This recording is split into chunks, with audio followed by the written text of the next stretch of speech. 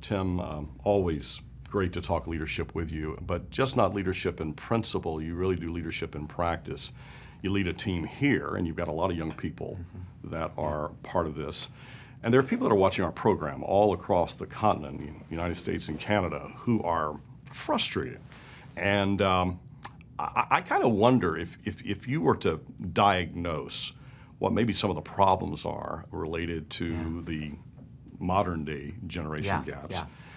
How should pastors and how should group leaders, how should teachers, coaches, parents, how should they be responding or coping or challenging this IY generation? Well, I think all of the challenges that I see in front of us fall into one of four categories. But before I get to those, I might point out an adult that's frustrated a little bit, it's because we never were in this situation before. This is the first generation of kids that don't need adults to get information. We used to be the grand brokers of all the data. That's a very powerful, I don't interrupt you, that's a very powerful statement. Listen, they don't need us for information, they need us for interpretation. Let me help you make sense of all you know. Let me give you context to all the content you have. But see, this is a new day. So dads and moms have got to rethink what their role is. And I think sometimes we surrender to, I'll just be a pal, not a parent, or I'll be that snowplow parent. I'm going to plow through and make sure you get all the benefits and the perks you deserve, and the kid doesn't learn on their own. So here would be my diagnosis, the answer to your question. Dr. Elmore. Yes, here we go, here we go. Four big problems I think we have. We risk too little, we're afraid of risking for them. We rescue too quickly. I think the average kid in North America knows if I make a mistake, some adult will swoop in and save the day. We rave too easily. Now, I'm for encouraging and praising kids, but we have overdone it. And then we reward too frequently. If you've been to a Little League awards ceremony, everybody gets, we're all winners, everybody gets a trophy, everybody gets a ribbon. I went to a Little League awards ceremony one time, 9th place ribbons were given out, 9th place. And I'm thinking, this is not helping, you know? And by the way, the boys especially know, this isn't real, you know, this is not how life is. So anyway. And it's not reality.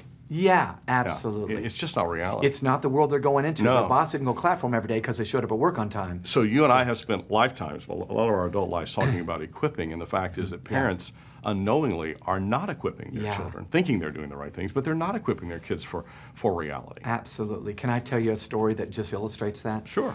I got an email from a significant university, state university in the Northeast, and she said, Tim, I just handed back the test to my first year students. One of the girls in the class got a C-. Well, she had never, ever gotten a C- in her life before, so she had a meltdown right there in class. That's problem number one, meltdown over a C-. Well, everybody's looking over at this poor girl as she's having her meltdown. First thing she thinks to do is reach in her backpack and pull out her cell phone, and she texts mom. Mom texts back and says, call me right now.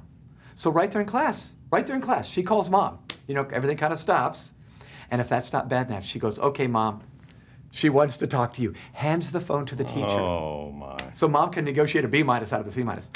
I wish I could tell you that was an isolated incident. It happens hundreds of thousands of times every year. And that's our bad. We meant well. Now, do you mind if I roll back the tape? I think that mama should have said, sweetheart, I'm so sorry. Well, first of all, she should have said, let's talk tonight. Finish class. But then she could have said, sweetheart, I'm so sorry you got that C-. Can I give you some good news? 4 times I got a C- and I made it. Now, you need to go back to your teacher, find out what you got to do to make it up. Love you, bye. And that would have been better preparation than the ill-equipping that was and because later on, that same girl, when she's in her mid-20s, is going to be in a business meeting or a team meeting, and someone's going to have a challenge that they're going to issue her. And you can't break down, and you can't call mom. Absolutely. But they've been trained or equipped to do that. But that's not the one way to handle it. John, you're not going to believe this. We are hearing now about 1 in 8 young recent graduates who go to a job interview bring their parent to the job interview. In fact, I talked to an employer yesterday that said, we're getting parents calling us for the review, saying, how was the review? Can he get a raise? And I'm thinking, this is not helping them. And I think, Tim, too, you work with enough head coaches of prominent programs. Sidebar conversations, they'll tell you the same thing, that you've got the dad calling and saying, why isn't your, I know more some playing time. More playing time, because you know they want, hopefully we'll be able to get more attention, and therefore maybe even get into a better college or a better or get into the pros.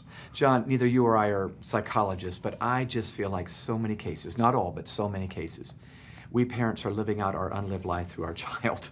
And it's our stuff, it's our baggage, and these kids could be great and healthy if we would be healthy and lead them well. And so leadership starts in the home, starts with ourselves, but I believe it needs to cross into churches and schools and everywhere we go. You are always, you have vision of new projects, new books, new things, new initiatives in front of you. What's on the menu? What's down the cafeteria line for you that you're looking to get and put on the plate? We are identifying, as we work with departments of education in various states in the U.S., and my guess is it's probably this challenge in Canada as well.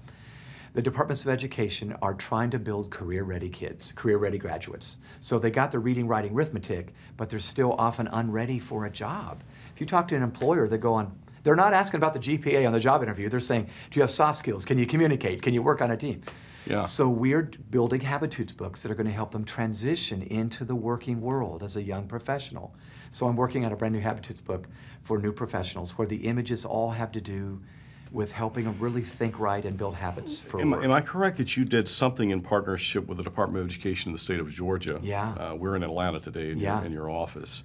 And I think your figure was 17,000 students in Georgia were surveyed. Yeah. What did you learn from that? Because that's got to be information that is both motivating and disturbing.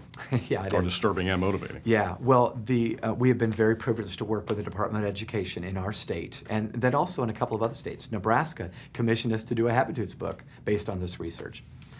We surveyed 17,000 kids, high school kids, and we discovered a couple things that were pretty paramount for an adult to know. The first one I mentioned to you off camera here, John, we discovered that by and large, morality and ethics were not even on the radar screen. Now, I'm convinced they're not wicked or evil kids, but it was pragmatism. Whatever you got to do to get ahead, just do it.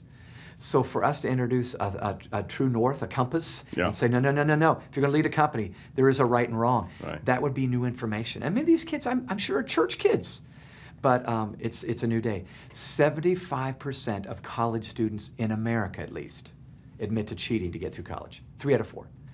So somehow, these kids have learned this from the grown-ups, and they're going to be leading companies in 15, 20 years, and I'm just thinking we've got to give them a compass, a moral compass in their hand. So if we can get young people to understand the value of people, the value of values, and we can, and you through Growing Leaders can get young people to understand how to get along with people, how to build a team, how to motivate, just these skills. I often think of you. When we worked together, we taught about David, who was used of God not only because of the integrity of his heart, but the skillfulness of his hands, right? Yes. So there was a character issue, and there was a skill and the capacity to lead, competency to lead. If you at Growing Leaders can get that 1% moving in that right direction, you can be agents of change. And every single day you're doing that, and I commend you for it. I hope that you will find out more about my friend Tim Elmore at growingleaders.com. And I hope that you will engage your pastor, your youth pastor, or your community leader about our material. Some of you are in education, and Tim's content works extremely well in the secular arena as well as in the faith-based arena. He has content for both worlds. And I hope that you'll visit us at crossroads.ca and visit our e-store, or at growingleaders.com, and that you will purchase some of this rich content that Tim has created. Tim, before we go, again, thanks. It's great to see you. My pleasure. Some final thoughts as our challenges, as we face the reality that there is a generation out there that needs help, but we have a hope and we have a message that I know is deeply rooted in you. How would you motivate us or encourage us before we fade away here in this segment? A couple of thoughts come to mind. If someone's watching this and saying, I'm afraid I haven't done a good job, I want to go back and do it over, we can't do it over, but we can lead well from this point on. So 2 thoughts. One, you and I talked about this off camera just a few minutes ago. For a parent or a teacher or a pastor, the further out I see into the future, the better the decision I make for my kid today, for that student in front of me. So instead of just happiness today, how about preparation for tomorrow? That's huge. So the last big mistake I talk about in this 12 Huge Mistakes book is simply this. We prepared the path for the child instead of the child for the path. We've got to make that shift and say, I'm going to do everything I can to love you, but get you ready. So you love me when you're 30, and you're so ready for life. Can I take a quick minute to tell a story? Absolutely.